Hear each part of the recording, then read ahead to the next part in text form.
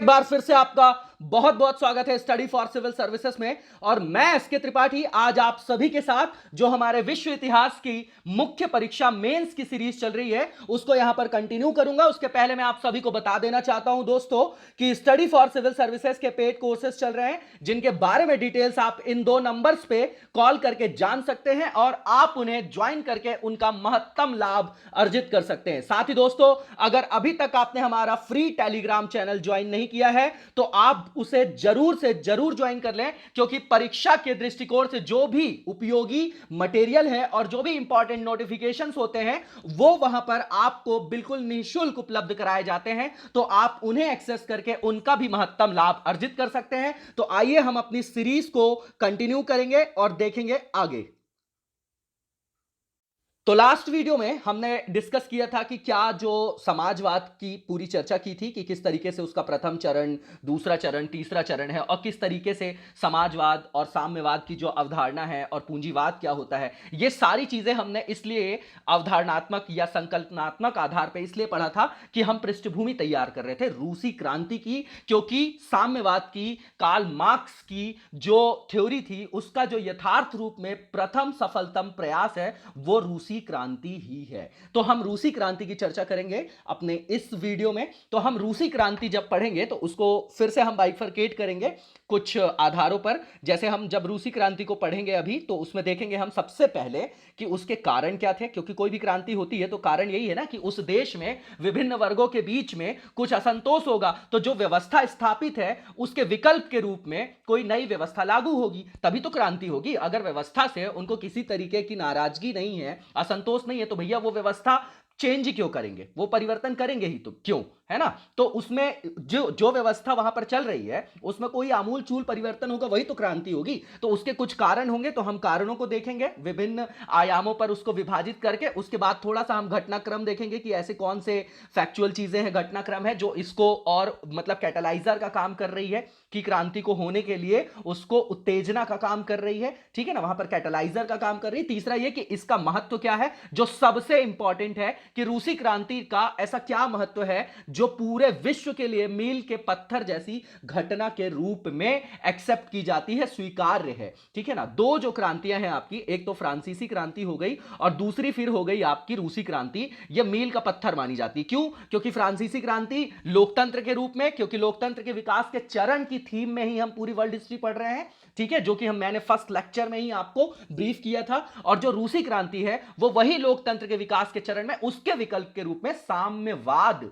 की सफलतम क्या है, प्रतिस्थापित व्यवस्था के रूप में हम उसको देखेंगे, ठीक है ना। उसके बाद जो है हम थोड़ी सी ये भी चर्चा करेंगे कि फ्रांसीसी क्रांति और रूसी क्रांति का महत्व क्या है, दोनों को तुलनात्मक रूप से देख के उनका तुलनात्मक अध्ययन करने की भी कोशिश करेंगे। तो सबसे पहले हम कारण देखेंगे कि रूसी क्रांति होने के महत्वपूर्ण कारण क्या थे। तो सबसे पहले जो कारण में पहला सब जो अपन डिवीजन करेंगे वो देखेंगे कि भैया सामाजिक कारण क्या था, क्या थी उस समय की सामाजिक व्यवस्था रूस में जिससे व्यापक असंतोष उभरेगा और फिर वहां पर साम्यवाद की क्या होगी, स्थापना हो जाएगी। तो देखिए, जैसे जो भी यूरोपीय समाज था, क्योंकि वर्ल्ड हिस्ट्री में हम यूरोप का ही समाज जो है और यूरोप की ही हिस्ट्री पढ़ रहे हैं, ठीक है ना। तो यूरोपीय समाज में जिस तरीके का वर्ग विभाजन था वैसे ही रूसी समाज की बात करें तो वहां भी आपका उच्च वर्ग, मध्य वर्ग और निम्न वर्ग जो था वो उपस्थित था।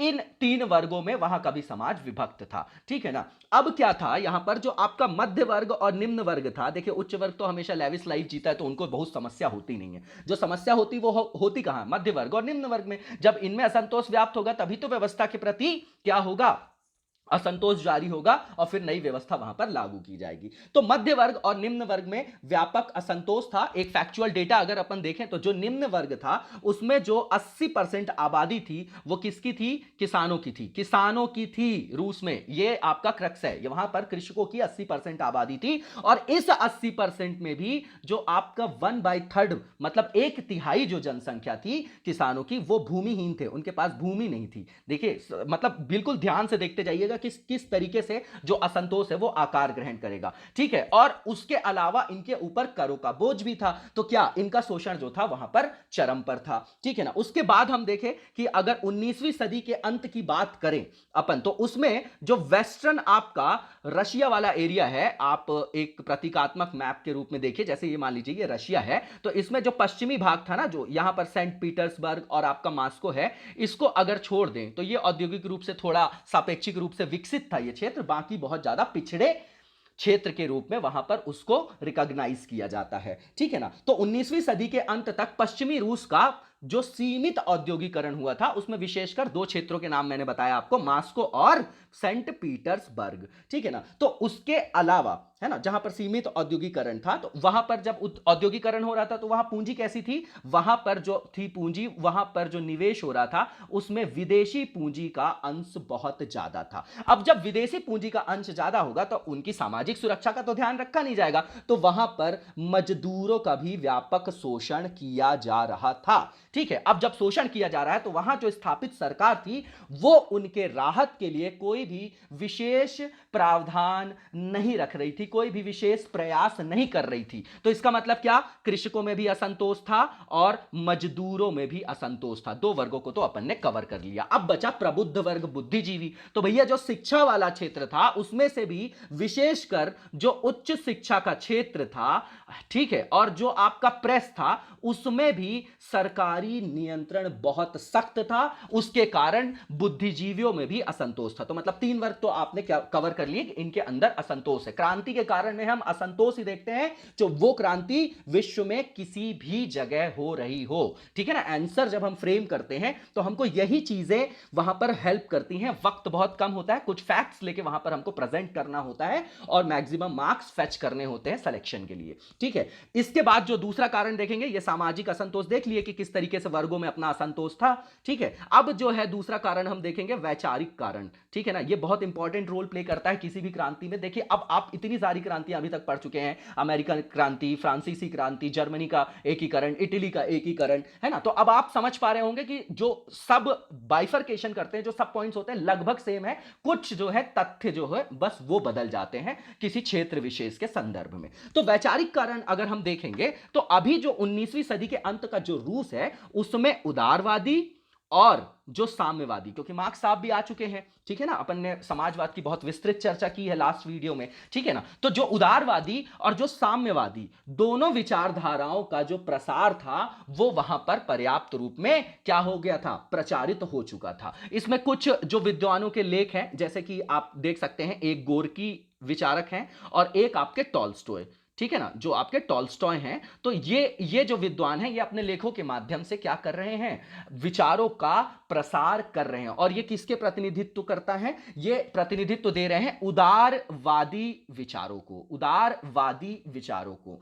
ठीक है ना। उन्होंने उदारवादी विचारों को प्रसार किया। वहीं आप देखेंगे तो मार्क्स जी हैं, कार्ल मार्क्स हैं, ठीक है, उसके अलावा एंगल्स हैं आपके, ठीक है, एंगल्स हैं, उसके अलावा आपके लेनिन साहब हैं। इनके द्वारा वहां पर साम्यवादी विचारों का भी प्रचार प्रसार किया जा रहा है, ठीक है। इसके बाद अगर आप दूसरा पॉइंट इसमें देखेंगे वैचारिक कारण में ही, तो आप देखेंगे कि जो असंतुष्ट वर्ग थे, ठीक है ना, असंतुष्ट वर्ग थे, उनको संगठित करने तथा क्रांतिकारी विचारों का प्रसार करने में कुछ विशेषीकृत संगठनों की भी बहुत महत्वपूर्ण भूमिका थी। उसमें दो जो फैक्चुअल जानकारी है, तर्क के माध्यम से, कुछ तथ्यों के माध्यम से हम अपने उत्तर में क्या करते हैं, प्रभावशील बनाते हैं उत्तर को। तो इसमें जो दो संगठन हैं इनके नाम आप याद रख सकते हैं। एक का नाम था आपका सोशल डेमोक्रेट पार्टी, है ना, इसको हिंदी में भी ऐसे ही लिखेंगे कि भैया सोशल डेमोक्रेट पार्टी, ठीक है ना। तो ये जो पार्टी थी वो मजदूरों के बीच में बहुत ज्यादा लोकप्रिय थी, और दूसरी एक पार्टी थी जो कृषकों के बीच में बहुत ज्यादा लोकप्रिय थी, उसका नाम था आपका social revolutionary party, social revolutionary party. तो ये जो दो संगठन थे वो वैचारिक आधार, विचारों का प्रसार करने में अपनी भूमिका का निर्वहन कर रहे थे। तो ये दो, दूसरा जो अपना सब पॉइंट था वैचारिक कारण, वो यहां पर पूर्ण हो जाता है। तीसरा जो हम देखेंगे, एक राजनीतिक कारण। भैया कुछ राजनीतिक भी तो कारण रहे होंगे जिसके कारण वहां पर क्रांति को बल मिला होगा। तो राजनीतिक कारण यह था कि रूस में उस समय बिल्कुल निरंकुश शासन था। क्या था? निरंकुश शासन था। ठीक है ना, वहां पर निरंकुश शासन था। मतलब निरंकुश शासन का मतलब क्या, कि शासन की जो सारी शक्तियां होती हैं वो किसी एक केंद्र बिंदु, किसी एक व्यक्ति में जाके कॉन्सेंट्रेट हो जाती है, उसका संकेंद्रण हो जाता है, तो वो बहुत ज्यादा प्रभावशील हो जाता है, बहुत पावरफुल हो जाता है, तो सारी डिसीजन मेकिंग वो अकेले ही करता है ना, शासितों पर। तो वहां पर निरंकुश शासन व्यवस्था थी, और वहां के जो शासक भाई थे वो आपके कौन थे? शासक साहब निकोलस सेकंड थे। कौन थे? निकोलस द्वितीय बोल सकते हैं उनको, निकोलस सेकंड बोल सकते हैं आप, तो निकोलस द्वितीय थे। तो इनके जो प्रशासन में इनकी पत्नी का और इनके एक भिक्षुक थे, धार्मिक भिक्षुक जो बोलते हैं आप, है ना, भिक्षु थे, उनका नाम था आपका रासपुतिन। रासपुतिन, तो उनका हस्तक्षेप बहुत ज्यादा था, तो जो प्रशासन था वो सुचारू रूप से संचालित नहीं हो रहा था। अब देखिए फ्रांस में भी यही था कि जो वहां पर उनकी पत्नी थी एंटियानोत, और वहां पर उनका बहुत ज्यादा प्रभाव था, तो लगभग वैसी ही यहां पर भी क्या है, सेम है वैसा कारण, बस यहां पर नाम चेंज हो गया है कि यहां पर भी जो प्रशासन था निकोलस सेकंड का, उसमें उनकी जो पत्नी थी और जो उनके भिक्षुक थे रासपुतिन, उनका प्रभाव बहुत ज्यादा था, और ये चारित्रिक रूप से इनकी बहुत ज्यादा आलोचना की जाती है, और उससे जो स्थापित सरकार थी उसकी गरिमा और उसकी प्रतिष्ठा को बहुत ज्यादा ऋणात्मक मतलब प्रभाव का सामना करना पड़ता है। ठीक है ना, तो यह भी क्रांति होने के लिए एक कैटलाइजर का काम करेगा। इसके अलावा निकोलस सेकंड ने क्या किया कि जो रूस है वहां पर अल्पसंख्यक जो थे, जो अल्पसंख्यक थे, उनकी जो मतलब संख्या थी वो 50% थी, है ना, ये भाषा के आधार पर देख रहे हैं, भाषा और धर्म के आधार पे। तो निकोलस सेकंड ने क्या किया, अल्पसंख्यकों पर जबरदस्ती शक्तिपूर्वक रूसी भाषा थोपने का प्रयास किया। तो अब जब ऐसा करेंगे तो क्या होगा कि जो अल्पसंख्यक है उनमें भी तो रोष उत्पन्न होगा, उनमें भी तो स्थापित जो सत्ता है उसके खिलाफ असंतोष व्याप्त होगा, है ना, तभी तो वो क्रांति करेंगे। ठीक है, तो उनमें भी बहुत ज्यादा व्यापक असंतोष था। ठीक है, निकोलस सेकंड की इस मतलब करतूत के कारण, इस तरीके की शासन व्यवस्था के कारण कि जबरदस्ती बोल रहे हैं कि भैया आप रूसी ही बोलो, ठीक है, आपको रूसी भाषा ही बोलना पड़ेगा।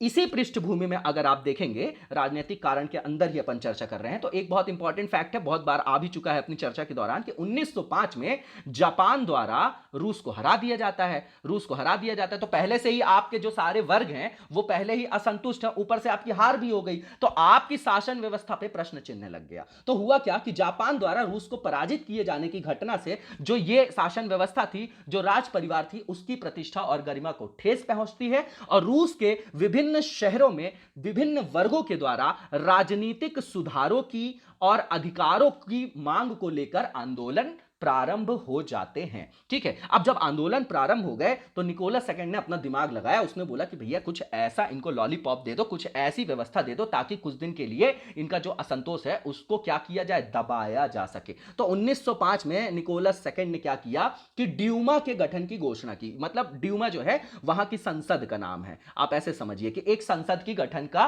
क्या किया, प्रावधान किया उन्होंने, और कुछ अधिकार जो है संसद को दे दिए। लेकिन फिर बहुत जल्द ही शीघ्र जिसको बोलते हैं कि शीघ्र ही उन्होंने ड्यूमा जो संसद है उसके अधिकारों को नियंत्रण भी करना स्टार्ट कर दिया, मतलब नियंत्रित भी किया। और जब वो ड्यूमा के अधिकारों को वापस से नियंत्रित करेंगे तो जो मध्य वर्ग है वहां का वो उनसे असंतुष्ट हो जाएगा, और व्यापक तौर पर उनके अंदर रोष और असंतोष व्याप्त हो जाएगा। उसके अलावा एक अपन और यहां पर फैक्ट देख सकते हैं कि 1908 में बोस्निया संकट जब होता है तो उस बोस्निया संकट में भी रूस को अपमानजनक स्थिति का सामना करना पड़ता है, और उससे भी जो रूसी राज परिवार है, जो रूसी राजतंत्र है, उसकी प्रतिष्ठा को ठेस पहुंचती है। और 1910 के बाद आप देखेंगे तो वहां पर एक प्रगतिशील मंत्री थे, उनका नाम था स्टॉल्पिन। क्या नाम था उनका? स्टॉल्पिन। उनकी हत्या करवा दी जाती है इनके कारण। ठीक है, तो उसके कारण भी जो राजतंत्र है उसकी प्रतिष्ठा को ठेस पहुंचती है, और जो रासपुतिन की जो गतिविधियां थी उससे भी सरकार की प्रतिष्ठा में कमी आई, क्योंकि उनके जो हैं वो चारित्रिक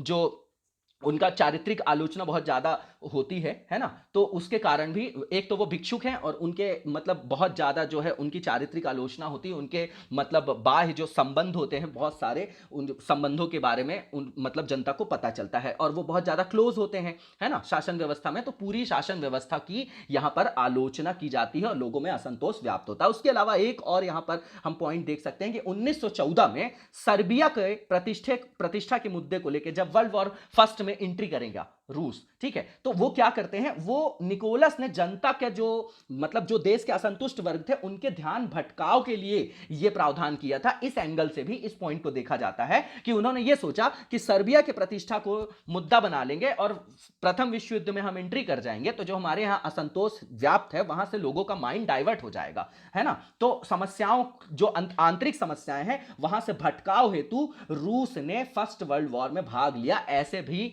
कई विद्वानों ने ये भी पॉइंट रखा है, तो हम इसको भी इसमें रख सकते हैं कि 1914 में सर्बिया के मुद्दे को लेकर, है ना, प्रतिष्ठा का मुद्दा बनाते हुए लोगों का आंतरिक समस्याओं से जो भटकाव करने के लिए उन्होंने रूस ने निकोलस सेकंड ने प्रथम विश्व युद्ध में भाग लिया और ऑस्ट्रिया के विरुद्ध युद्ध की घोषणा कर दी, ठीक है ना। तो ये जो है अपने कुछ महत्वपूर्ण कारण थे, है ना, जिसमें राजनीतिक कारण, वैचारिक कारण और सामाजिक कारण अपन ने यहां पर डिस्कस कर लिया। इसके अलावा अपन आर्थिक आधार पर देख लेते हैं। तो भैया अब फर्स्ट वर्ल्ड वॉर में भाई साहब ने एंट्री कर ली, निकोलस सेकंड ने, मतलब प्रथम विश्व युद्ध में इन्होंने एंट्री कर ली। अब जब युद्ध में जाएंगे तो बहुत सारे धन का अपव्यय तो होना ही है, जन धन सबकी हानि होनी है। तो प्रथम विश्व युद्ध और आर्थिक संकट, ठीक है, ये एक अपना अगला कारण है। इसमें क्या होता है कि जब युद्ध के कारण जब रूस उसमें संलिप्त होता है ना, तो वहां पर क्या होता है कि जो कृषि उत्पादन है उसमें भारी गिरावट देखी जाती है। अब जब उत्पादन गिर जाएगा तो उससे क्या होगा, खाद्यान्न संकट आ जाएगा,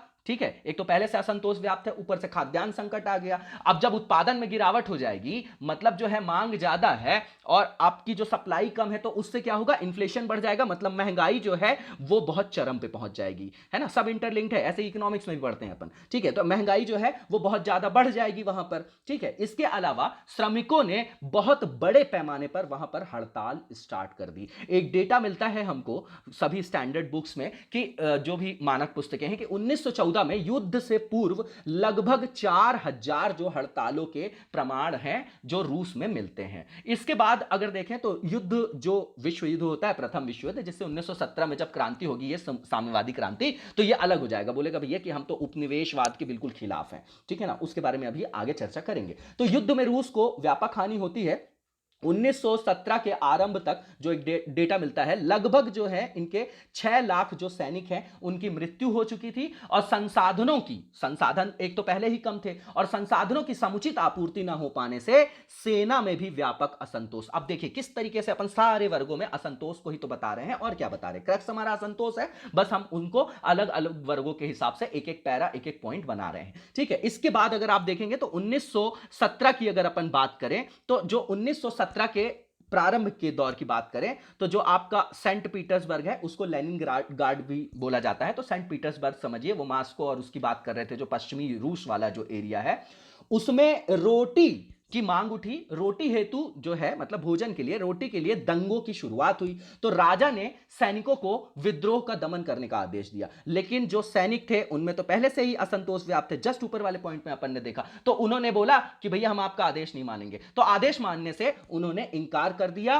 और अंततः जब 15 मार्च को निकोलस सेकंड समझ गए कि भैया माहौल खराब है, स्थिति खराब हो चुकी है, तो निकोलस सेकंड ने फिर त्याग पत्र दे दिया। क्या दे दिया, त्याग पत्र दे दिया वहां पर, ठीक है ना। त्याग पत्र दे देते हैं निकोलस सेकंड, ठीक है। तो इसके बाद मतलब ये सब जो है अपना कारण हो गया और अपन क्रांति तक आ गए क्योंकि अब राजा ने त्याग पत्र दे दिया है। अब अपन थोड़ा सा घटनाक्रम देखेंगे और घटनाक्रम के अंतर्गत कुछ टर्म्स आते हैं, पहले उसको समझ लेते हैं, है ना। घटनाक्रम देखेंगे और यहां पर कुछ अस्थायी सरकार आएगी और उसके बाद फिर साम्यवाद की स्थापना होगी, लेनिन वगैरह को अभी अपन देखेंगे। तो इसमें कुछ टर्म्स हैं, जैसे एक तो जो अपन ने देख लिया सोशल डेमोक्रेटिक पार्टी, है ना, वो मार्क्सवादी विचारधारा जो है उस पर आधारित थी। कौन सी, सोशल डेमोक्रेटिक पार्टी। उसको दो भागों में वो उसको विभाजन किया गया था, विभक्त किया गया था। कब, 1903 में। उसमें दो वर्ड आप सुनते हैं, एक आपका बोल्शेविक है और एक आपका मेनसेविक है, ठीक है ना। मेनसेविक है तो जो आपका बोल्शेविक है, और देखिए बोल्शेविक क्रांति वर्ड भी सुनते होंगे ना आप लोग, तो वो पार्टी से ही रिलेटेड है।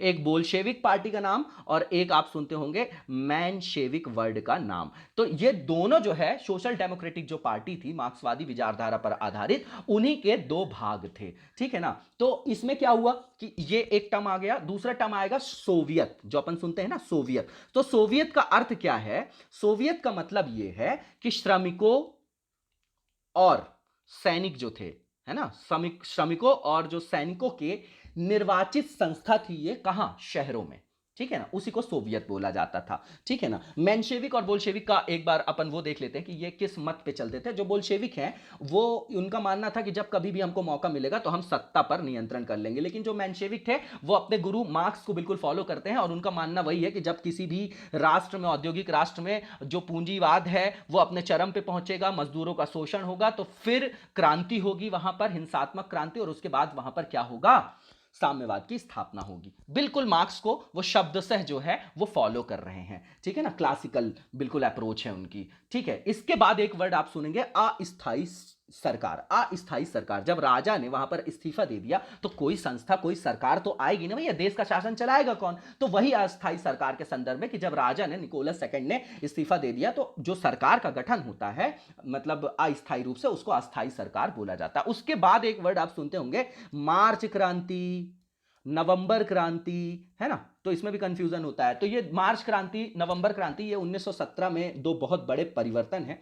नवंबर क्रांति को ही बोल्शेविक क्रांति भी बोला जाता है, ठीक है, या इसी को आप बोलते हैं क्या, साम्यवादी क्रांति भी बोलते हैं। और जो ये मार्च क्रांति है ये अस्थाई सरकार के संदर्भ में है, जो लोकतांत्रिक तरीके से शासन व्यवस्था में आई थी, है ना, वो बोल रही थी कि भैया हम लोकतांत्रिक विचारों को प्रतिनिधित्व करते हैं। उसमें आपको संसद की भूमिका दिखाई देगी, जिसको ड्यूमा बोला जाता है रूस में, है ना। ठीक है, और ये जो है आपका मार्च क्रांति और नवंबर क्रांति, इसको क्रमशः क्या क्या बोला जाता है, फरवरी और अक्टूबर क्रांति। मतलब आप देख रहे हैं कि एक एक महीना जो है वो पहले, तो वो क्या, कैलेंडर का फर्क है केवल। आज जो हम कैलेंडर यूज करते हैं वो ग्रेगोरियन आपका कैलेंडर है। कौन सा, ग्रेगोरियन, जिसमें 21-22 मार्च से स्टार्टिंग माना जाता है। उस समय पुराना कैलेंडर प्रचलित था, इसीलिए इस मार्च क्रांति और नवंबर क्रांति को कहीं कहीं फरवरी क्रांति और अक्टूबर क्रांति लिखा जाता है। तो ये कुछ टर्म्स हमने यहां पर डिस्कस कर लिए ताकि हमको किसी तरीके का वहां पर संदेह, कंफ्यूजन ना रह जाए, शंका ना रह जाए। ठीक है, इसके बाद अगर अपन नेक्स्ट अपना जो पॉइंट देखेंगे, इसमें एक वर्ड सुनते होंगे आप लोग, खूनी रविवार का दिन। खूनी रविवार, खूनी रविवार, ये भी टर्म्स बहुत सारी स्टैंडर्ड बुक्स में लगभग सब में आप देखते होंगे। तो ये खूनी परिवार का दिन क्या है, तो 1905 में जब जापान ने रूस को धो डाला, जब जापान ने रूस को हरा दिया, रशिया को, तो भैया लोगों ने अधिकारों की मांग की। उनको जो स्थापित शासन व्यवस्था है, सरकार है, जो राजतंत्र है, उन पर विश्वास रह नहीं गया कि ये क्या ही सुरक्षा देंगे हमारे देश को। तो मजदूरों का एक बड़ा दल जो था वो शाही महल की तरफ बढ़ता है और वो अपने मांग पत्र को लेकर बढ़ रहा था और बिल्कुल शांतिपूर्ण तरीके से बढ़ रहा था। लेकिन निकोलस ने बिना कोई सूचना दिए उन पर गोलियां चलवा दी और वो दिन आपका रविवार था, इसीलिए इसको इतिहास में खूनी रविवार बोला जाता है। और इस घटना से जो लेनिन थे, एक तो वो वैसे भी बहुत अच्छे विचारक थे, उनके लेखों से वो बहुत ज्यादा लोकप्रिय थे उस समय वहां पर। तो लेनिन जो थे वो मजदूरों में एक्टिव भी बहुत ज्यादा थे, तो वो बहुत ज्यादा आहत होते हैं। मजदूरों में भी बहुत ज्यादा व्यापक असंतोष व्याप्त हो जाता है कि ये तो भैया बिना बताए अपने ही देश के लोगों पर गोलियां भी चलवा रहे, तो ये तो पूरा ही निरंकुश हो चुका है आदमी, है ना। तो इसी समय क्या होता है, खूनी रविवार के घटना के समय सोवियत की स्थापना होती है, जो सोवियत की चर्चा अभी टर्म की अपन ने कर लिया है। ठीक है ना। अब अपन ये देखते हैं कि जब राजा ने इस्तीफा दे दिया तो जो अस्थायी सरकार बनी तो विफल क्यों हो गई, उसके विफलता के क्या कारण, जब वो विफल होगी तभी तो फिर आगे साम्यवाद की स्थापना करेंगे लेनिन। तो अस्थायी सरकार की विफलता के कुछ कारण हैं, कुछ पॉइंट्स देख लेते हैं अपन कि सरकार ने क्या किया था। जो सरकार स्थापित थी उसने बोला कि युद्ध जारी रखने का निर्णय लिया कि प्रथम जो विश्व युद्ध है उसमें जारी रहने देना है, अपनी सेना सहित जो है समाज को इसमें संलिप्त रखना है। तो जो सेना का बहुत बड़ा भाग था, मतलब संपूर्ण सेना मान लीजिए, और उसका जो बहुत बड़ा वर्ग है और समाज का एक जो बहुत बड़ा वर्ग था वो युद्ध के विरोध में था। इससे क्या होगा कि सरकार की अलोकप्रियता बढ़ेगी। पहला एक ये कारण हो गया उसकी विफलता का, अस्थायी सरकार के। दूसरा ये कि अस्थायी सरकार जब सत्ता में आती है, निकोलस सेकंड जब जाते हैं, तो अस्थायी सरकार जब सत्ता पे आती है तो वादे करती है, जैसे आज भी सरकार आती तो वादे करती है ना, ये पूरा करेंगे। ठीक है ना, किसी को पॉइंट आउट नहीं कर रहा हूं मैं, इसको अदरवाइज मत लीजिएगा, सिर्फ समझाने के लिए मैं उदाहरणों का प्रयोग करता हूं यहां पर। तो अस्थायी सरकार ने कुछ वादे किए सत्ता में आने के लिए। तो कैसे कैसे वादे किए, बोला उन्होंने कि जो कृषक हैं, आपके जो मजदूर हैं, उनकी स्थिति में सुधार करेंगे, महंगाई पर नियंत्रण करेंगे, अल्पसंख्यकों को स्वायत्तता देंगे, जो जो समस्या है उसको समाधान करने के लिए वो वादा करेंगे। लेकिन किसी भी वादे पे वो खरा नहीं उतरती है अस्थायी सरकार, और किसी भी वादे को वो पूर्ण नहीं कर पाएगी। इससे भी अस्थायी सरकार आगे चलकर विफल हो जाएगी, क्योंकि लोगों में उसके प्रति क्या होगा, असंतोष की भावना व्याप्त होगी। इसके अलावा क्या कि जो अस्थायी सरकार थी, जो युद्ध का सपोर्ट कर रही थी, तो उसके विपरीत जो लेनिन थे, ठीक है, और जो बोल्शेविक थे उनके द्वारा युद्ध का विरोध किया जा रहा था, ठीक है ना। इसके कारण ही लेनिन और बोल्शेविकों का जो सोशल बेस है, जो सामाजिक आधार है, वो बहुत ज्यादा विस्तृत हो जाएगा। अब ये पृष्ठभूमि बन रही है कि किस तरीके से लेनिन अब सत्ता में आएंगे, ठीक है। तो लेनिन क्या करेंगे कि अब इसके अतिरिक्त जो लेनिन है, उन्होंने सत्ता पे आने के बाद बोला उन्होंने कि हम मैं अगर सत्ता में आऊंगा तो भूमि पर कृषकों का नियंत्रण किया जाएगा, मतलब भूमि पर कृषकों को नियंत्रण दिया जाएगा, उनको स्वामित्व दिया जाएगा, मजदूरों की दशा में मैं सुधार करूंगा, अल्पसंख्यकों की स्वायत्तता का उन्होंने समर्थन किया, और उसके लिए वो अप्रैल थीसिस जैसे शब्दों का प्रयोग स्टैंडर्ड बुक्स में किया जाता है। तो लेनिन ने अपने शासन व्यवस्था में क्या किया कि लेनिन ने बोला, आरंभ से ही बहुत ज्यादा सचेत थे वो कि भैया मेरे को किसी भी तरीके से जो है एक सतत रूप से शासन व्यवस्था को चलाना है ना, शासक ऐसा बनना है जो लॉन्ग टर्म के लिए रहूं मैं, ठीक है। तो लेनिन ने आरंभ से ही सावधानी बरती, जैसे वो सत्ता में आएंगे, और सेना को उन्होंने बहुत बड़ा एक काम किया कि सेना को सरकार का आदेश मानने के लिए नहीं बोला उन्होंने बोला कि सेना सरकार का आदेश न मानकर सोवियत का आदेश मानेगी, सोवियत का आदेश मानेगी। इससे लेनिन की सफलता जो है वो सुनिश्चित हो जाएगी, ठीक है ना। इससे लोगों में बहुत ज्यादा व्यापक प्रभाव पड़ेगा। होता क्या था, पहले क्रांति होती थी तो क्रांति में सबसे ज्यादा भूमिका जो रहती थी, एक तो भूमिका की बात करेंगे तो सैनिकों की रहती थी, है ना, तो मध्य वर्ग और निम्न वर्ग से ही आते थे। तो भैया जब क्रांति हो गई और जब फल की बात आती थी तो फल का उपभोग जो उच्च वर्ग और राजतंत्र में जो राज परिवार के व्यक्ति थे वो करते थे। तो ऐसा प्रावधान करने से कि भैया अब जो है सेना को सरकार का आदेश नहीं मानना, सोवियत का आदेश मानना है, तो उसने क्या किया कि जो असंतुष्ट वर्ग था, मध्य वर्ग और निम्न वर्ग, उनको क्या किया, उनको अपनी तरफ आकृष्ट कर लिया, ठीक है। इसके अलावा आप देखेंगे, है ना, ये अपन बात करें कि अस्थायी सरकार क्यों विफल हो रही, क्योंकि ये सब बातें लेनिन रख रहे हैं, अभी लेनिन सत्ता में आने वाले हैं। तो अस्थायी सरकार के एक सेनापति थे जिनका नाम था कुर्निलव। क्या नाम था उनका?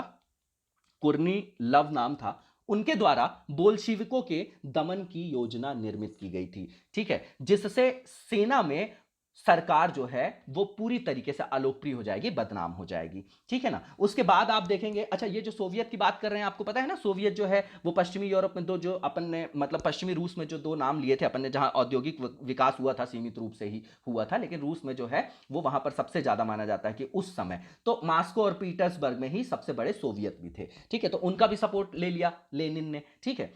उसके बाद अक्टूबर 1917 तक जो सोवियत थे उसमें जो बोल्शेविक हैं, बोल्शेविकों का जो सामाजिक आधार है वो बहुत ज्यादा विस्तृत हो जाएगा, ठीक है, और वही उनका जनाधार भी बनेगा। अब जब उनका सामाजिक आधार विस्तृत हो जाएगा तो इस अवसर का अपने पक्ष में पर्याप्त दोहन करेंगे लेनिन, ठीक है। तो लेनिन ने इसको अवसर के रूप में देखा, और एक जो नाम आप सुनते होंगे ट्राटस्की, क्या नाम सुनते हैं आप? ट्राटस्की जो नाम सुनते हैं वो कुशल नेतृत्व करता है और उन्होंने क्रांति की योजना बनाई। तो लेनिन और ट्राटस्की जो है मिलकर वहां पर साम्यवाद की स्थापना कर देंगे, ठीक है ना। ट्राटस्की जो है, ये नाम इंपॉर्टेंट है, ये सब आंसर्स में आने चाहिए ये नाम अपने उत्तर में, ठीक है ना। तो इन्होंने क्या किया, क्रांति की योजना बनाई और बहुत आसानी से 6 और 7 नवंबर को 1917 ही चल रहा है, उसमें जितनी भी सरकारी इमारतें थी उसमें लाल झंडे फहराए, और इसमें किसी भी बहुत ज्यादा जन धन की हानि नहीं होती, 2-4 लोगों की मृत्यु होती है और आराम से जो है साम्यवाद की स्थापना हो जाती है। और यही जो लाल झंडे फहराए गए, इनकी जो सेना थी, जो युवाओं का, जो मध्य वर्ग निम्न वर्ग का इनको सपोर्ट मिल रहा था, है ना, तो उसको लाल सेना कहा गया। क्या कहा गया? रेड आर्मी, लाल सेना कहा गया था, ठीक है ना। तो इस तरीके से रूस में क्रांति हो जाती है और साम्यवाद की स्थापना हो जाती है। देखिए, कोई भी देश में अगर कोई क्रांति होती है तो उसमें कोई ना कोई नेतृत्वकर्ता होता है ना, उसके अंदर नेतृत्वकर्ता के सभी कुशल जो गुण होते हैं, कुशलता होनी चाहिए, गुण होनी चाहिए, तभी तो वो वहां पर क्रांति को सफल करा पाएगा। तो अगर लेनिन की बात करें तो लीडरशिप में उनकी अग्रणी नेताओं में चर्चा होती है और उनका बहुत ही इंपॉर्टेंट स्टेटमेंट है, वो बोलते हैं कि क्रांति के लिए 2 बहुत इंपॉर्टेंट चीजें होनी चाहिए, अत्यावश्यक है, तभी क्रांति हो सकेगी। पहला ये कि राष्ट्र जो है आपका संकट में हो, और दूसरा ये कि जो राष्ट्र के लोग हैं वो किसी भी तरीके के बदलाव के लिए किसी भी हद तक कुछ भी करने के लिए तैयार हो, ठीक है, तो रूसी क्रांति में होगा भी यही और यही हुआ। ठीक है, अब अपन देखेंगे कि जो लेनिन है उन्होंने साम्यवादी व्यवस्था को मजबूत करने के लिए कौन कौन से कदम उठाए थे। ये क्वेश्चन का एरिया हमारा हो सकता है, बहुत इंपॉर्टेंट है। अपन अगर टाइमलाइन देखें तो 1917 से अब 1924 तक लेनिन साहब रहेंगे वहां पर, है ना, और 1924 में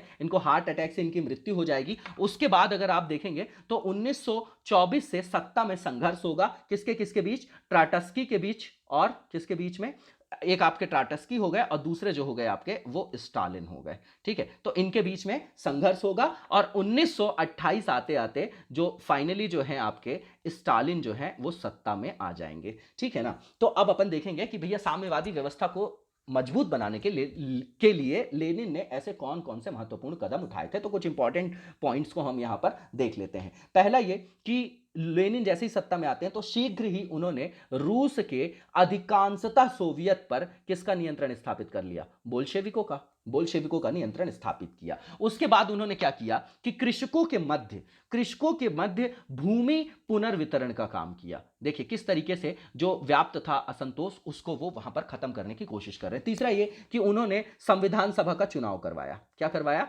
संविधान सभा का चुनाव करवाया। लेकिन यहां पे शंकाकुल थे लेनिन, उनको यह डर था कि बोल्शेविकों को बहुमत मिलेगा कि नहीं था, और हुआ भी वही। जब चुनाव परिणाम आया तो उस संदेह पर मुहर भी लग गई। हुआ क्या कि ये जो चुनाव हुआ संविधान सभा का, ये लगभग 700 सीटों के लिए था। कितनी सीटों के लिए था, 700 सीट्स के लिए था। इसमें लगभग 370 सीटें जो थी वो सोशल जो रिवॉल्यूशनरी पार्टी थी किसकी, कृषकों की, उनको मिलता है। और सेकंड जो बहुमत वाली द्वितीय स्थान पर जो पार्टी रहती है वो लेनिन रहती है। ठीक है, और जो आपकी वो पार्टी थी मेंशेविक पार्टी, उसको तो केवल 15 सीट ही मिलती है ना, 15 सीटें। तो मेंशेविक किस तरीके से अलोकप्रिय हो रहे हैं वो आप देख रहे हैं, ग्रेजुअली क्रमिक विकास, है ना, क्रमिक रूप से किस तरीके से वो अलोकप्रिय हो रही है और किस तरीके से लेनिन लोकप्रिय होते जा रहे हैं। अब जब देखा लेनिन ने कि भैया हम तो सेकंड बहुमत वाली पार्टी हो गए, तो वो क्या करेंगे, बहुत ही जल्द संविधान जो सभा है आपकी उसको भंग करने का निर्णय लेंगे। और वो ये बोलेंगे कि मैंने भंग इसलिए नहीं किया कि मुझे ये डर है कि मेरा बहुमत ना चला जाए। वो ये बोलेंगे कि बोल्शेविकों की जो सरकार है वो लोकतंत्र के उच्चतम अवस्था का प्रतिनिधित्व करती है, तभी तो हम कृषकों का कल्याण कर रहे हैं, मजदूरों का कर रहे हैं, हम तो राष्ट्र के लिए काम कर रहे हैं। ठीक है, सत्ता में आने के बाद उन्होंने एक जो महत्वपूर्ण जो कदम उठाया जिससे साम्यवाद को वो और सशक्त करेंगे, तो वो युद्ध की निंदा करेंगे और उपनिवेशों की भी क्या करेंगे, निंदा करेंगे, उपनिवेशवाद की निंदा करेंगे। इसीलिए वो प्रथम विश्व युद्ध से बाहर भी हो जाएंगे। इसके अलावा दूसरा जो बहुत ही महत्वपूर्ण कदम उन्होंने उठाया, उन्होंने जर्मनी से युद्ध से अलग होने की दिशा में वार्ता भी प्रारंभ कर दी। ठीक है, इसके अलावा आप देखेंगे तो मार्च 1918 का यह भी एक बहुत ही इंपॉर्टेंट फैक्ट है कि मार्च 1918 में ये जर्मनी के साथ जो एक संधि करेंगे उसका जो नाम है आपका ब्रेस्ट लिटवोस्क है। क्या है, जो आपका ब्रेस्ट लिटवोस्क की संधि के नाम से उसको जाना जाता है। ठीक है, तो वो जो है ये संधि करेंगे और इसमें बोलेंगे कि हम युद्ध से पृथक होने हैं, और इस युद्ध से पृथक होने के कारण बहुत बड़ी कीमत रूस को चुकानी पड़ती है ना। तो एग्जाम्पल के रूप में आप देख सकते हैं जो आपका बाल्टिक गणराज्य है आपका, ठीक है, बाल्टिक रिपब्लिक जिसको आप बोलते हैं, उसके अलावा जो आपका यूक्रेन है, उसके अलावा जो पोलैंड है, इस पर फिर जर्मनी का नियंत्रण स्थापित हो जाएगा। क्योंकि जब उपनिवेश का वो क्या कर रहे हैं, क्या बोल रहे हैं कि उपनिवेशवाद के जो हम बिल्कुल खिलाफ हैं, हम तो भैया इस युद्ध से अलग हो रहे हैं, हम तो साम्यवाद के समर्थक हैं, है ना। तो कार्ल मार्क्स की पूरी थ्योरी आपको याद होगी। ठीक है, उसका स्वरूप बदल दिया है इन्होंने, वहां पर वो मजदूरों की बात कर रहे हैं और ये कृषकों के लेके पूरी क्रांति कर ले गए। ठीक है ना, तो ये एक आपका यहां पर पॉइंट हो गया। उसके अलावा जो नेक्स्ट पॉइंट है हमारा इसी में कि संविधान सभा को भंग किए जाने के बाद रूस में गृह युद्ध की स्थिति बनती है और गृह युद्ध शुरुआत भी हो जाता है। ठीक है, और लेनिन के जो विरोधी गुट थे, जो जैसे कि ब्रिटेन है आपका, फ्रांस है आपका, जापान है, यूएसए है, वो उन लेनिन विरोधी गुटों को समर्थन भी करेंगे। लेकिन बहुत ही कुशलता पूर्वक जो ये गृह युद्ध है, जो गृह युद्ध का दौर है आपका 1918 से 20 है वहां पर, तो इस गृह युद्ध में बोल्शेविक जीत जाएंगे। मतलब उन पर भी वो विजय प्राप्त कर लेंगे। कौन, लेनिन, बोल्शेविक पार्टी। ठीक है, तो अंततः जो है बोल्शेविकों की जीत हो गई। और उसका कारण ये बोला जाता है कि ये जो इनकी रेड आर्मी थी, इनको बहुत बड़ा इनका सामाजिक आधार हो चुका था। तो जो लाल सैनिक थे ना, वो बहुत बड़ी संख्या में इनके यहां इनके पास मतलब उपलब्ध थे। और एक रेशो बताया जाता है कि 1:10 का रेशो था, इसलिए ये जीत जाते हैं। ठीक है, फिर दूसरी चीज ये कि जो इनकी सेना थी वो बहुत ज्यादा डिसिप्लिन थी, अनुशासित थी, और लेनिन और ट्राटस्की के द्वारा उनको कुशल कुशल नेतृत्व भी प्रदान किया गया था। इसी सिविल वॉर के दौरान एक वर्ड यूज करते हैं ये लेनिन, वॉर कम्युनिज्म। क्या? वॉर कम्युनिज्म, युद्ध साम्यवाद। इसमें क्या करते हैं कि जो संसाधनों की आपूर्ति है, ठीक है, और विरोधी गुटों में जो एकता का अभाव था, पूंजीवादी राष्ट्रों से जो अपेक्षित सहयोग ना मिल पाना था, ये सब जो कारण थे, उसके कारण ये इनकी जीत होती है। और वार कम्युनिज्म को आप ऐसे समझिए कि संसाधनों पर राजकीय नियंत्रण, तो जो संसाधनों की आपूर्ति थी वो मतलब आसानी से वो वहां पर क्या कर सकते हैं, उसकी आपूर्ति कर पाते हैं। ठीक है, तो ये अपन ने ये देखा कि भैया इस युद्ध में बोल्शिविकों की जीत जो है वो क्यों हुई और अस्थायी सरकार क्यों फैल गई, मतलब फेल हो गई, है ना, मतलब फेल हो गई, वो असफल हो गई। वहां पर सत्ता में किस तरीके से लेनिन आए और किस तरीके से साम्यवाद को वो सशक्त करते हुए चले जाएंगे। अब हम जो बहुत एक इंपॉर्टेंट पार्ट है कि जो लेनिन ने वहां पर क्या विशेष आर्थिक नीति अपनाई जिसके कारण अब जो है साम्यवाद पूरे विश्व में, पूरे यहां तक कि यूरोप भी उसके प्रभाव से बच नहीं पाएगा और साम्यवाद बहुत ज्यादा पूरे वर्ल्ड में फेमस हो जाएगा। हमारे भारतीय स्वतंत्रता संग्राम में भी आप देखेंगे। तो एक वर्ड आप सुनते होंगे, न्यू इकोनॉमिक पॉलिसी, मतलब नई आर्थिक नीति इन्होंने 1921 में अपनाया। ठीक है ना। इसमें क्या किया उन्होंने कि ये रिजिड नहीं है, ये साम्यवाद और पूंजीवाद दोनों ही धाराओं के इनके प्रभाव देखे जा सकते हैं। जैसे हमारे यहां आप देखते हैं ना, नेहरू जी के टाइम पे मिक्स्ड इकोनॉमी से उसको लेकर चलिए। तो इसमें क्या हुआ कि रूसी इकोनॉमी के पुनरुत्थान के लिए लेनिन ने इसकी घोषणा की कि भैया जो हमारे यहां प्लानिंग की जाएगी उसमें साम्यवाद और पूंजीवाद दोनों ही धाराओं के प्रभाव रखे जाएंगे। तो इसको कैसे देख सकते हैं अपन कि जो बड़े भारी उद्योग थे, जो खाने वगैरह हैं, जो आपकी माइंस वगैरह हैं, उसमें सरकारी नियंत्रण बना रहा। ठीक है, लेकिन जो कृषक थे उनको कर देने के बाद अब जो अधिशेष उत्पादन वो करेंगे उनको बाजार में विक्रय करने की छूट दे दी गई। देखिए किस तरीके से पूरा बेस अपना तैयार कर रहे हैं। उसके अलावा जो छोटे व्यापारी थे आपके, है ना, जो स्मॉल आपके जो भी व्यापारी थे उनको व्यापारिक स्वतंत्रताएं प्रदान की उन्होंने। उसके अलावा उन्होंने एक बहुत बड़ा चेंज देखने को मिलेगा कि ये पूंजीवादी राष्ट्रों से जो है आपके व्यापारिक संबंध भी स्थापित करेंगे और सर्वप्रथम इन्होंने ब्रिटेन से व्यापारिक संबंध स्थापित किया। ठीक है ना। तो हालांकि लेनिन की जो आर्थिक नीति थी उसकी आलोचना भी हुई, है ना, कि भैया आप तो बोल रहे थे कि साम्यवाद है, अब तो आप पूंजीवाद की तरफ आकृष्ट दिखाई दे रहे हो। तो उनका एक बहुत इंपॉर्टेंट कोटेशन आता है, आप ऐसे से लेकर आंसर राइटिंग कहीं भी यूज कर सकते हैं उसको। उन्होंने प्रत्युत्तर दिया कि 2 कदम आगे चलें, है ना, 2 कदम आगे चलकर 1 कदम जो है आपका पीछे अगर हम लौटते भी हैं तो हम प्रोग्रेस ही कर रहे हैं, आगे ही बढ़ रहे हैं। तो उन्होंने इस तरीके से वहां पर जवाब दिया। ठीक है, इसके बाद लेनिन ने पार्टी के जो भीतर गुटबंदी थी, है ना, गुटबंदी वगैरह जो हो रही थी, उसके लिए भी एक नीति बनाई। उन्होंने बोला पार्टी की जो नीतियां हैं उसकी जो आलोचना है वो हो सकती है, लेकिन कहां हो सकती है, जब बैठक चल रही हो तभी बस हो सकती है। लेकिन अगर कोई निर्णय जो है वो फाइनली ले लिया गया है, कोई निर्णय, तब उसके निर्णय लेने के पश्चात उसकी किसी भी तरीके की नीतियों का विरोध नहीं होगा। ठीक है, तो इन सब तरीकों से लेनिन ने रूस में समाजवाद को सशक्त और स्थापित किया और 1924 में जाके लेनिन की मृत्यु हो जाएगी और अब सत्ता संघर्ष चालू होगा किनके बीच, ट्राटस्की और स्टालिन के बीच। ठीक है, और 1928 में स्टालिन आ जाएंगे। तो थोड़ा सा हम स्टालिन की जो आपकी आर्थिक नीति है उसके बारे में भी चर्चा करेंगे। अब ये क्या है कि देखिए एक फैक्ट है यहां पर कि 1922 में रूस के लिए यूएसएसआर शब्द का सबसे पहले प्रयोग होता है ना। और यूएसएसआर का जो फुल फॉर्म है वो आपका union of Soviet socialist Republic के रूप में किया जाता है। जब रूसी क्रांति हो जाती संपन्न उस समय लगभग 6 रिपब्लिक थे, है ना। ये सब फैक्ट्स इतने ज्यादा इंपॉर्टेंट नहीं है। तो अब हम देखेंगे कि स्टालिन ने आर्थिक नीति किस तरीके की अपनाई और किस तरीके से आर्थिक सशक्तिकरण करेंगे वो रशिया का, कि भैया जब आर्थिक महामंदी आएगी, वैश्विक जो महामंदी बोला जाता है, जैसे अभी कोरोना के कारण नहीं बोला जा रहा कि ये तो वैश्विक आर्थिक महामंदी को भी फेल कर देगा जो 1929 में आई थी। तो 1929 की जो वैश्विक आर्थिक महामंदी आती उसके ऋणात्मक प्रभाव जो है वो रशियन अर्थव्यवस्था में नहीं देखा जाता। इसीलिए जो रशिया की आर्थिक व्यवस्था थी वो पूरे विश्व में चर्चित हो जाती है और सब बोलते हैं कि भैया ये मॉडल तो बड़ा बढ़िया है साम्यवाद का, है ना। हमारे यहाँ भी देखा जाता है कि अपने यहाँ भी पंचवर्षीय योजना,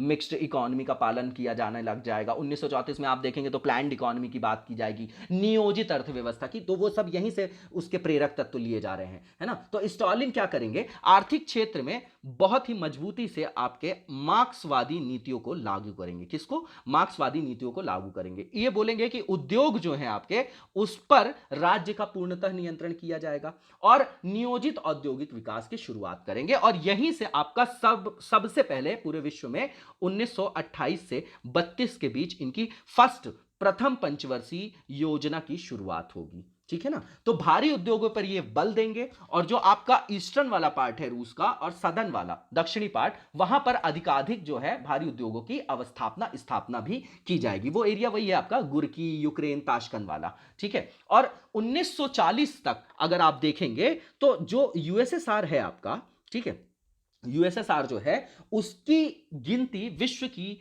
बहुत प्रमुख अर्थव्यवस्थाओं में, बहुत प्रमुख औद्योगिक राष्ट्रों में उसकी गिनती होने लग जाएगी। ठीक है? और आप देख रहे हैं, मैंने पहले ही बता दिया कि 1929 से 32 के बीच में जो वैश्विक महामंदी है उसका भी ऋणात्मक प्रभाव वहां नहीं देखा जाता, क्योंकि जो उत्पादन वहां वही किया जा रहा था, कि जो जरूरत थी वही उत्पादन किया जा रहा था। और जब वैश्विक महामंदी आती है ना 1929 में, उसमें होता यह है कि उत्पादन बहुत ज्यादा हो जाता है लेकिन मांग ही नहीं है। आप बहुत ज्यादा प्रोडक्शन कर लीजिए और अगर वहां पर डिमांड ही नहीं है तो वो सबसे ज्यादा भयावह स्थिति होती है। ठीक है ना? तो बोलते हैं ना कि इकोनॉमी में, अर्थव्यवस्था में थोड़ी बहुत महंगाई होनी चाहिए भैया। बिल्कुल महंगाई नहीं रहेगी तो फिर कैसे अर्थव्यवस्था आगे चलेगी? ठीक है ना? तो वो डिमांड और सप्लाई के पूरे चक्र पर डिपेंडेंट है। ठीक है? अब इसके बाद अगर अपन देखें कि इन्होंने, ये तो उद्योग के क्षेत्र में हो गया स्टालिन की जो अपन बात कर रहे हैं आर्थिक नीति। इसके बाद अगर अपन बात करें कि कृषि के क्षेत्र में इन्होंने क्या किया, ठीक है, तो इन्होंने भूमि का कलेक्टिवाइजेशन किया। उसको चकबंदी से आप संदर्भित करिए। इन्होंने सामूहिकीकरण किया कि जो छोटे छोटे जो आपके जोतों के आकार हैं उनको जोड़ के फिर बड़े बड़े राजकीय कृषि फार्मों की स्थापना करेंगे और वहां पर वो खेती करवाएंगे। ठीक है? और फिर मशीनीकृत खेती कृषि की ये शुरुआत कराएंगे। ठीक है ना? जैसे ट्रैक्टर और अन्य मशीनों का ये व्यापक प्रभाव, मतलब वहां पर देखा जाएगा, व्यापक प्रयोग देखा जाएगा, जिससे वहां पर उत्पादकता में वृद्धि देखी जाएगी। ठीक है ना? और स्टालिन ने क्या किया, एक बहुत महत्वपूर्ण कदम उठाया कि जो चर्च था उसकी संपत्ति ये जब्त कर लेंगे। बोले भैया लाओ, ये संपत्ति जो है आपकी जब्त की जाती है। ठीक है? और इसी की नीतियों के कारण यूएसएसआर जो है आपका, ठीक है, यूएसएसआर जो है आपका, उसकी बहुत महत्वपूर्ण भूमिका रहेगी सेकेंड वर्ल्ड वॉर में। क्योंकि अब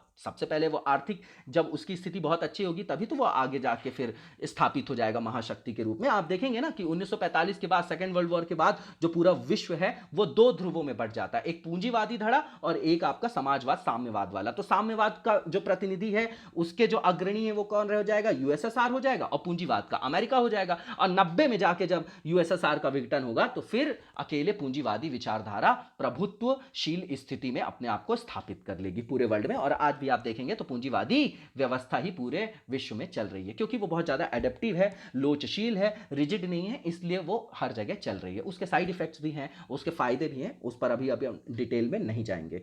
ठीक है? तो जो सेकेंड वर्ल्ड वॉर में इसकी अहम भूमिका होगी, इसीलिए महाशक्ति के रूप में यूएसएसआर की गिनती होने लग जाएगी। अब यहां तक हमने क्रांति देख लिया, कारण देख लिए, ठीक है, और ये देख लिया कि स्टालिन ने किस तरीके की इकोनॉमिक पॉलिसी अपनाई, किस तरीके से साम्यवाद को सशक्त बनाया लेनिन साहब ने। ठीक है ना? तो अब हम देखेंगे कि ये रूसी क्रांति का महत्व क्या है। देखिए, जो महत्व ही सबसे ज्यादा इंपॉर्टेंट ये होता है, इसलिए क्योंकि जैसे फ्रांसीसी क्रांति की चर्चा करते हैं हम, स्वतंत्रता, समानता, बंधुत्व, मतलब लोकतांत्रिक विचारों का प्रसार हो रहा था। अब यहां पर क्या हुआ, लोकतांत्रिक विचारों में और पूंजीवादी व्यवस्था में जो भी समस्याएं थी उनके विकल्प के रूप में रूसी क्रांति को देखा जाने लगा, और पूरे विश्व में उसका प्रभाव देखेंगे आप, पूरे विश्व में, है ना? किसी भी दौर में आप उस समय भारतीय स्वतंत्रता संग्राम में डायरेक्टली देखेंगे।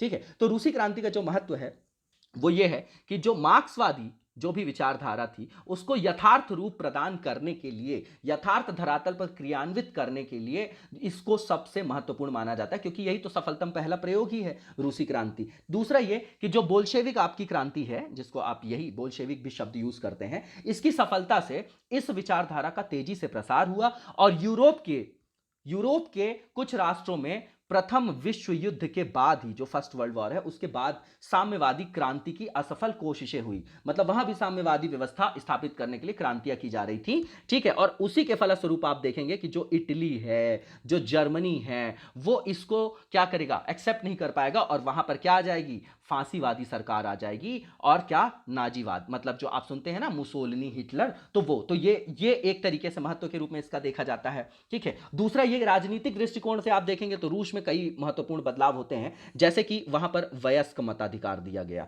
उसके अलावा महिलाओं को भी मताधिकार दिया गया, और प्रत्येक क्षेत्र में किसी ना किसी रूप में उनको समानता का अधिकार भी दिया गया। तो महिलाओं के दृष्टिकोण से, मताधिकार के दृष्टिकोण से भी इनका अपना महत्व है। अब रूसी प्रभाव देखिए कि पूरे यूरोप में जहां पूंजीवादी व्यवस्था है, जहां लोकतांत्रिक व्यवस्था है, वहां पर किस तरीके से साम्यवादी विचारों का प्रभाव पड़ता है। यूरोप पर वहां व्यापक प्रभाव पड़ता है, विशेषकर किन पे पड़ेगा, जो शोषित वर्ग हैं, जो वंचित वर्ग हैं, गरीबी से जो जूझ रहे हैं, जो गरीब वर्ग है, और महिलाओं का जो वर्ग है, उनके राजनीतिक अधिकारों के क्षेत्र में उनको भी अब राजनीतिक अधिकार दिए जाएंगे। उसके अलावा उपनिवेशों में, जैसे भारत में है, अफ्रीका में है, वहां पर भी इस क्रांति का बहुत महत्वपूर्ण प्रभाव देखा जाता है। ठीक है, सर्वप्रथम इसी क्रांति से प्रेरणा मिलती है जनता को कि एकजुट होकर हम किसी भी सत्ता को चुनौती दे सकते हैं और उनसे हम मुक्ति पा सकते हैं। ठीक है ना, उनके शोषण से। ठीक है, अब रूस क्या कर रहा था कि जब फर्स्ट वर्ल्ड वॉर से बाहर हो गया तो उसने बोला ना कि हम उपनिवेशवाद के खिलाफ हैं, तभी तो वो जर्मनी से संधि की बात कर रहे थे अपन। तो ये भी तो एक महत्व के रूप में, मतलब इसको अपन लिख सकते हैं कि रूस ने उपनिवेशवाद की आलोचना की और उपनिवेशों को छोड़ने के कारण एक सफलतम आदर्श के रूप में अपने आप को स्थापित भी किया, है ना। हालांकि उनसे उसको लॉस भी हुआ, लेकिन लोगों में उत्साह का संचार हुआ। कहां, उपनिवेशों में, एशिया में, अफ्रीका में, सब जगह राष्ट्रीय आंदोलन को वहां से प्रेरणा मिलेगी।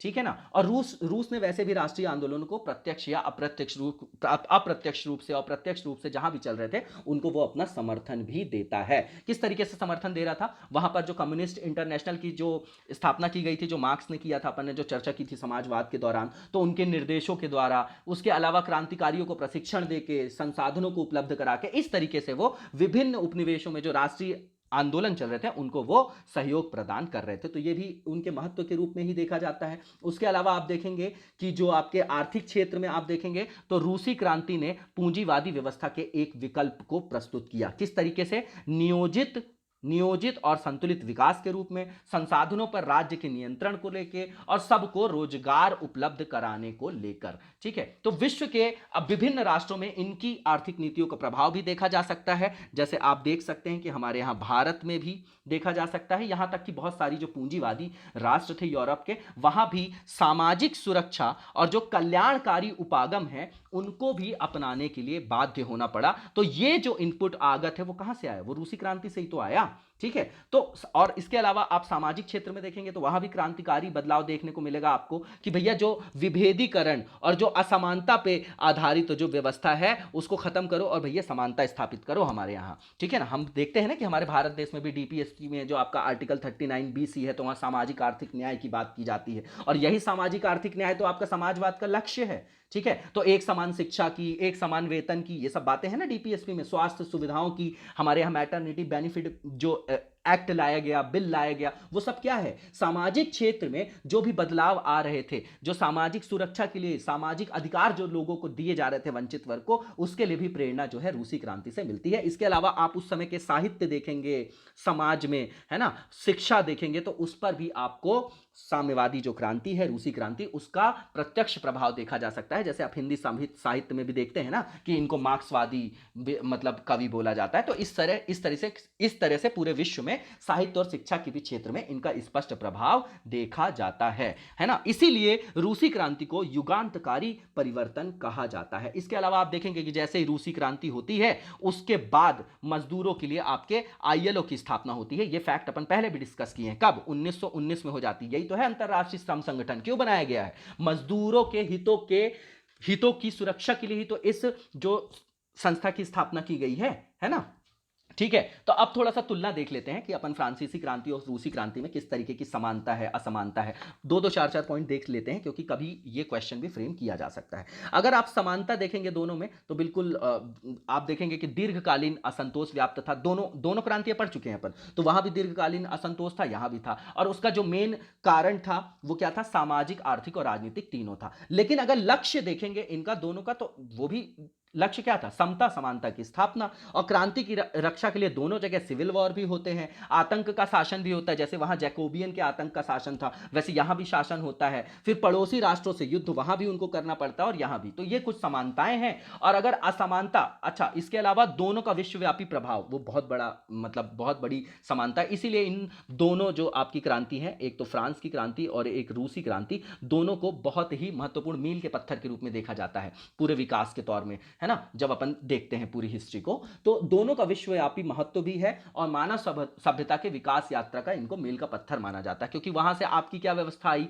पूंजीवादी व्यवस्था, लोकतांत्रिक आधार आया। तो यहां से आया कि भैया सामाजिक आर्थिक न्याय तो दो, अब आपका राजनीतिक न्याय तो हो गया, लेकिन सामाजिक आर्थिक न्याय समानता भी तो लाओ। तो ये दोनों मिलकर क्या कर रहे हैं? किसी ना किसी तरीके से पूरे विश्वव्यापी महत्व के रूप में अपने को स्थापित कर रहे हैं। अब असमानता की अगर बात करेंगे तो सीधे सीधे वर्गों में सीधे फर्क आ जाएगा, क्योंकि फ्रांसीसी क्रांति का बल जो था वो मेनली था आपका राजनीतिक समानता। सारी जो चीजें हैं ना एक बार में ठीक नहीं होती, वो क्रमिक रूप से विकसित होती। जब कोई व्यवस्था आएगी तब तो पता चलेगा कि इस व्यवस्था के क्या क्या ऋणात्मक प्रभाव हैं, क्या क्या धनात्मक प्रभाव हैं, तब उसके विकल्प के रूप में आगे चर्चा की जाएगी। मतलब पहले थीसिस आएगी, फिर एंटीथीसिस आएगी, फिर सिंथेसिस आएगी। पूरी हिस्ट्री आप इसी हिसाब से देखते हैं, ठीक है ना। तो रूस की तुलना में क्रांति से पूर्व जो फ्रांस की आर्थिक स्थिति थी वो सापेक्षिक रूप से बेहतर थी। क्योंकि जब आप ये असमानता की चर्चा कर रहे किस तरीके से कौन कौन से डिफरेंसेस थे, तो जब फ्रांस में क्रांति होती है तो उस समय ब्रिटेन जो था वो सबसे अच्छी इकोनॉमी के रूप में माना जाता था, उसके बाद फ्रांस को माना जाता था। तो सापेक्षिक रूप से हर चीज हम देखते हैं। तो जो रूस की जो स्थिति थी क्रांति से पहले, आर्थिक स्थिति वो बहुत खराब थी, लेकिन वर्स्ट थी। लेकिन जो फ्रांस की स्थिति थी वो सापेक्षिक रूप से बेहतर थी। दूसरा ये कि जो फ्रांसीसी क्रांति का बल था वो आपका मेनली किसमें था? समानता के लिए तो दोनों थे, लेकिन वो मेनली जो था मुख्य लक्ष्य उसका जो मुख्य लक्ष्य था वो राजनीतिक समानता था। लेकिन अगर आप रूसी क्रांति देखेंगे तो उसका जो मेन लक्ष्य है आपका वो क्या है? सामाजिक और आर्थिक न्याय उपलब्ध कराना। ये इसका मेन लक्ष्य था। राजनीतिक समानता आ गई, राजनीतिक न्याय मिल गया, तो सामाजिक आर्थिक न्याय भी तो होगा। अपनी आप उद्देशिका को पढ़िए पॉलिटी में, ये सब चीजें आपको डायरेक्टली वहां पर दिखाई देगी। तो फ्रांसीसी क्रांति जो थी वो एक सीमा तक आप देखेंगे तो वो स्वतः स्फूर्त है, मतलब एकदम से हो जाती है ना वो, कि स्वतः स्फूर्त है। लेकिन रूसी क्रांति आप देखेंगे तो बहुत ही नियोजित और संगठित आधार पर की गई है। ये एक डिफरेंस है। दूसरा ये कि सामाजिक आधार, सोशल बेस के दृष्टिकोण से देखें अगर अपन, तो फ्रांस में जो क्रांति होती है उसमें मध्य वर्ग जो है उसकी भूमिका बहुत इंपॉर्टेंट है। लेकिन रूसी क्रांति में आप देखेंगे तो यहां पर निम्न वर्ग की जो भूमिका है वो बहुत इंपॉर्टेंट है। तो ये एक अंतर हो गया। दूसरा ये कि फ्रांसीसी क्रांति के बाद वैश्विक स्तर पर अगर अपन देखें तो वहां पर राजनीतिक परिवर्तनों को बहुत ज्यादा गति मिली। वहीं पर रूसी क्रांति के बाद जो गति मिलती है पूरे वैश्विक स्तर पर, जो उसका प्रभाव जाता है, वहां पर न केवल राजनीति बल्कि सामाजिक आर्थिक परिवर्तनों पर भी व्यापक प्रभाव देखा जाता है। तो ये कुछ समानता और असमानताएं थी। इसी के साथ हमारी यहां पर रूसी क्रांति जो है वो कंप्लीट होती है। और इसके बाद जो हम नेक्स्ट टॉपिक देखने जा रहे हैं वो हमारा होगा कि किस तरीके से फांसीवाद का उदय होगा, है ना। फांसीवादी व्यवस्था क्या होती है, क्योंकि अब आप देखेंगे कि इटली में मुसोलिनी आ जाएंगे, फांसीवादी सरकार आ जाएगी। तो आपका सेकेंड वर्ल्ड वॉर जो है वहां तक जाते जाते आप इसका पूरा का पूरा चरण देखेंगे। तो भैया जो फर्स्ट वर्ल्ड वॉर हुआ उसकी जो गलतियां थी उसके कारण लोकतंत्र जो है, साम्यवाद जो है, उसी का जो अगला आप चरण देख रहे हैं वो फांसीवाद और नाजीवाद के रूप में देखेंगे। तो हम अगले लेक्चर में देखेंगे कि आखिर ये फांसीवाद व्यवस्था है क्या। देखिए इसको पर्याय के रूप में मतलब यूज किया जाता है फांसीवाद और नाजीवाद को। उसमें कुछ टेक्निकल डिफरेंसेस है जिसकी चर्चा अपन आगे करेंगे। तो इसमें अपन देखेंगे कि ये है क्या नेक्स्ट वीडियो में। इसके बाद में देखेंगे कि इटली में फांसीवाद का उदय कैसे हुआ, फांसीवादी राज्य के रूप में इटली कैसे आया, मुसोलिनी ने क्या किया, और फिर उसके बाद हम देखेंगे कि जर्मनी में नाजीवाद क्या था, उसके उदय के क्या कारण थे, हिटलर साहब ने क्या किया, और जर्मनी के नाजीवादीकरण में किस तरीके से हिटलर ने अपनी भूमिका अपनाई। और उसके बाद अपन सेकेंड वर्ल्ड वॉर पढ़ेंगे और इस तरीके से अपनी ये सीरीज समाप्त हो जाएगी। तो मिलते हैं नेक्स्ट वीडियो में जिसमें अपन फांसीवाद की चर्चा करेंगे। Thank you so much.